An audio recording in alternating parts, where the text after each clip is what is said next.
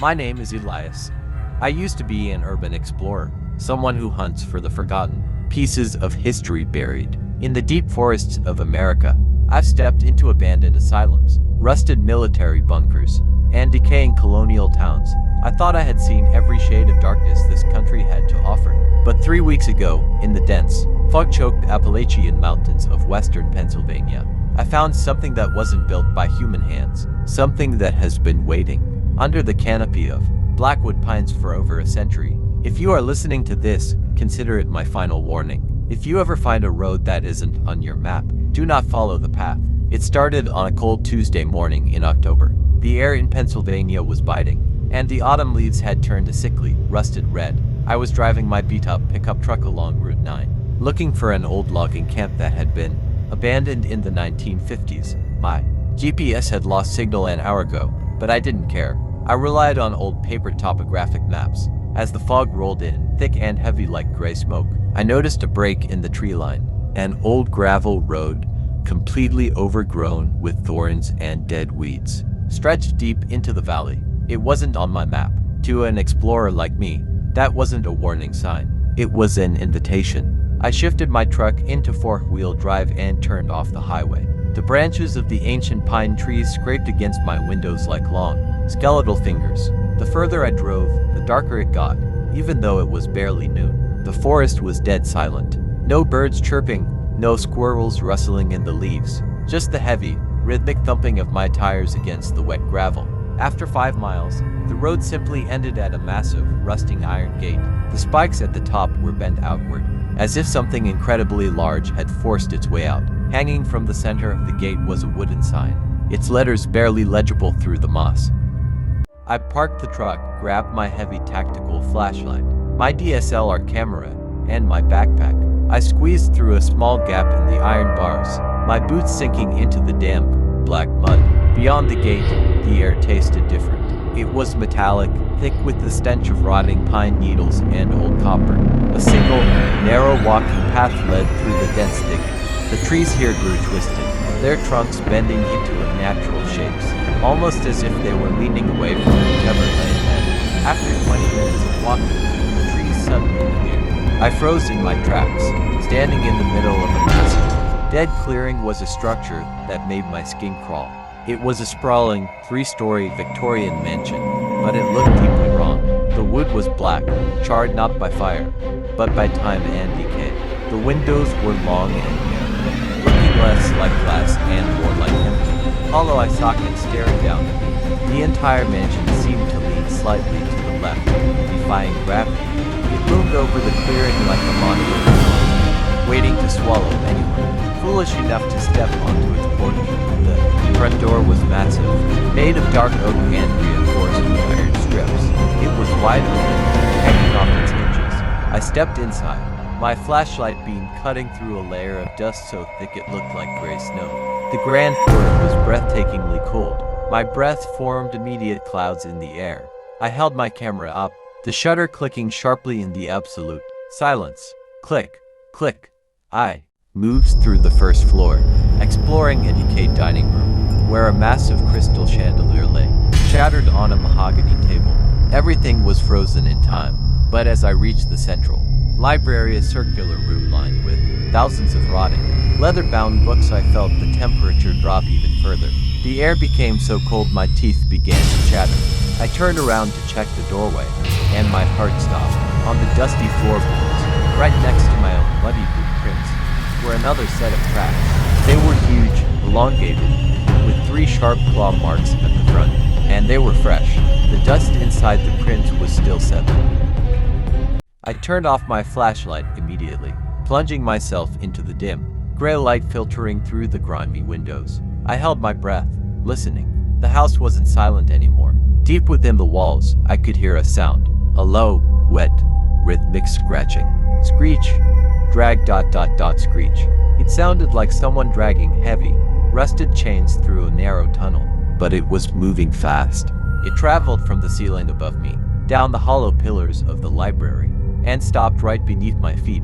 Panic, cold and sharp, flooded my veins. I realized I was standing directly over a hidden cellar. I turned my flashlight back on, its beam shaking wildly as I searched the floor. Tucked away under a rotting Persian rug was a heavy iron ring attached to a wooden trapdoor. The wood around the door was gouged with deep, jagged claw marks. Something had spent a very long time trying to scratch its way out of that basement, and the locks on the outside were broken. Instead of running a mistake that will haunt me for the rest of my days, my curiosity took over. I thought if I could just get one photo of whatever was hiding here, it would change my career forever. I pulled the trapdoor open. A wave of foul air hit my face, smelling of old copper and sour meat. I slowly climbed down a set of narrow stone steps into the absolute darkness of the cellar. My flashlight beam revealed that this wasn't a normal basement. The walls were covered in strange, intricate symbols carved deeply into the stone. In the center of the room sat a single wooden desk, and on top of it was a single, heavy book. I walked over and opened it. It was a journal belonging to Arthur Blackwood, dated 1888. I shined my light on the elegant, fading script. "The thing under the ridge does not sleep," the entry read. "It has no face, yet it watches. It has no voice, yet it calls my name in the static. We tried to build the house to contain the anomaly, but the walls are becoming its skin. To anyone who finds this, the scratch man does not hunt for meat. He hunts for eyes. Do not let him look at you." A sudden, deafening crack echoed from the top of the stairs. The heavy wooden trapdoor slammed shut, locking me in the dark. My flashlight flickered violently, its beam losing strength. Through the fading light, I heard the wet, heavy sound of breathing right behind me. I slowly turned around, raising my camera, my finger pressing the shutter button. The automatic flash went off, illuminating the dark cellar for a split second. In that flash, I saw it. It was a nightmare made of pale flesh. The creature was over 8 feet tall, its limbs impossibly long and spindly, bending at grotesque angles. Its body was completely hairless, its grayish-white skin stretched, so tight over its ribs that I could see its skeletal structure. But its head was the worst part. It had no eyes, no nose, no ears. It was a completely smooth, blank dome of pale skin. But where the mouth should have been, a jagged, horizontal slit opened up, revealing rows of needle-sharp black teeth. It didn't look at me, it tilted its blank head toward the sound of my heartbeat. The creature let out a high-pitched, metallic shriek that rattled the fillings in my teeth. It lunged forward, its long, multi-jointed arms reaching for mine, faced with clawed fingers that scraped against the stone floor. Screech. I didn't think. I dropped my backpack and my heavy tactical flashlight directly at the monster's face. It struck the creature, causing it to stumble back into the shadows. I scrambled up the stone steps, throwing my weight against the heavy trapdoor. It was jammed from the outside, but terror gave me superhuman strength. I slammed my shoulder against the wood until it splintered open. I burst back into the library, but the mansion had changed. The walls were bleeding a dark, thick, oily sludge that smelled of rotten pine. The grand staircase was groaning, the wood twisted like living muscle. I ran down the long corridor toward the front door.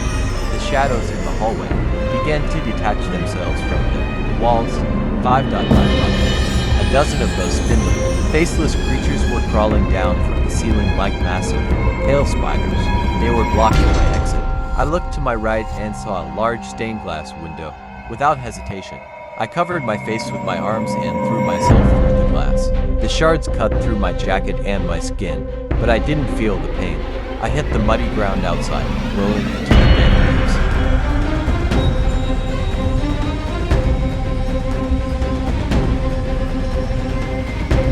I scrambled to my feet and ran toward the iron gate. Behind me, the entire Blackwood Mansion was vibrating, a chorus of 1,000 metallic shrieks tearing through the silent forest. I looked back for a fraction of a second. The scratch man was standing on the roof of the porch, his long limbs twitching violently, his blank head pointed directly at me.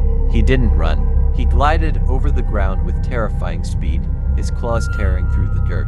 I reached the iron gate, threw myself through the gap, and tumbled into the front seat of my truck. My hands were shaking so hard I dropped the keys twice on the floorboards. Through the windshield, I saw the pale figure of the monster emerge from the tree line, its clawed hands reaching for the truck's bumper.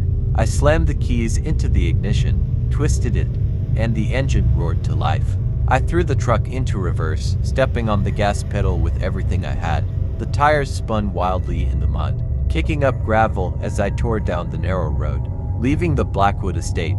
I drove for 3 hours without stopping until I reached a well-lit gas station on the interstate. The police didn't believe my story. They told me I had been attacked by a rabid bear, that the cuts on my face were from thorn bushes. They searched the area on my map, but they found nothing. No gravel road, no iron gate, no Victorian mansion. It was as if the forest had swallowed the entire estate back into the earth. But I know the truth. I moved out of Pennsylvania the next day, selling everything I owned to live in a crowded high-rise apartment in Chicago, surrounded by concrete and artificial lights. But the darkness isn't gone. 2 nights ago, I woke up around 3 a.m. to a familiar sound. Screech, screech, coming from the window of my 15th floor apartment. I slowly looked toward the glass. There were no trees outside, just the city skyline. But pressed flat against the outside of my window pane was a massive, smooth, pale hand with 3 long clawed fingers. The scratch man didn't stay in the Appalachian woods. He didn't want the mansion. He wanted me. And every night, the scratches get a little deeper. If you find that road, if you hear that sound, run. Because once he hears your heart, he will never stop scratching at your door.